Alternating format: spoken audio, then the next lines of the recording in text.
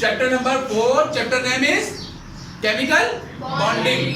Today हमें ये बताना है कि find the number of valence electron. अब हाँ, आज हम सोडियम को ले रहे हैं। सोडियम की सिंबल क्या है? Na।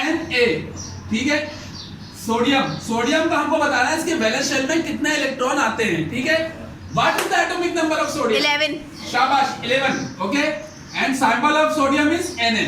And in from which group of the periodic table sodium belongs? Periodic table कौन से ग्रुप में है ये? 1। ग्रुप 1 में है। शाबाश, ग्रुप 1 में।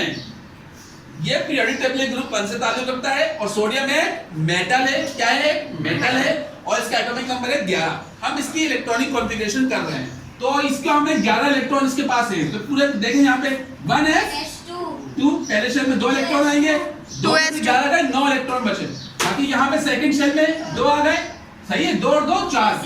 तो इसके पी शेल में 6 इलेक्ट्रॉन आ जाएंगे, 2 पे 6। तो 2 और 6 8। सेकंड शेल में 8 इलेक्ट्रॉन आ गए, पहले शेल में 2। 8 और 2 कितने हुए? 10। 10 में से 11 माइनस हुआ, कितने बचा? 1 इलेक्ट्रॉन। तो 1 इलेक्ट्रॉन इसके थर्ड शेल में आ जाएगा, तो 3s1 लिख देंगे। ठीक है, तो हमें मालूम हुआ कि इसका लास्ट वैलेंस शेल कौन सा है? थर्ड वाला। इसमें कितने इलेक्ट्रॉन आ रहे हैं? 1। तो यहां लिख दें 1 electron in the valence shell. ये इसका आंसर हो जाएगा, 1 electron in the valence shell. ठीक है, कि इसके बैलेंस सोडियम के बैलेंस शेल में आखिरी शेल में कितने इलेक्ट्रॉन होंगे? 1 इलेक्ट्रॉन होगा।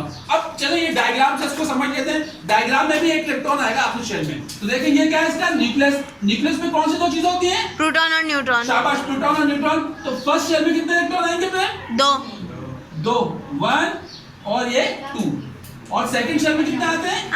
8 इलेक्ट्रॉन आएंगे। 1 2 3 4 5 6 7 8। देखें पहले शेल में 2, इधर देखें, बातें नहीं करें। फर्स्ट शेल में 2 इलेक्ट्रॉन्स हैं, तो हमने फर्स्ट शेल में 2 इलेक्ट्रॉन लिखे।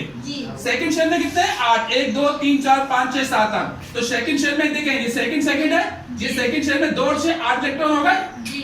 तो अब इसके थर्ड शेल में कितने आ रहे हैं? 1 इलेक्ट्रॉन। तो हम थर्ड शेल बनाएंगे, इसके अंदर 1 इलेक्ट्रॉन लिख देंगे। यहाँ पे 1 इलेक्ट्रॉन है, तो इसका मतलब है अब तो जमा करें, पहले शेल में 2 इलेक्ट्रॉन, दूसरे शेल में 8 इलेक्ट्रॉन। ठीक है, 2 और 8 10, और तीसरे शेल में 1।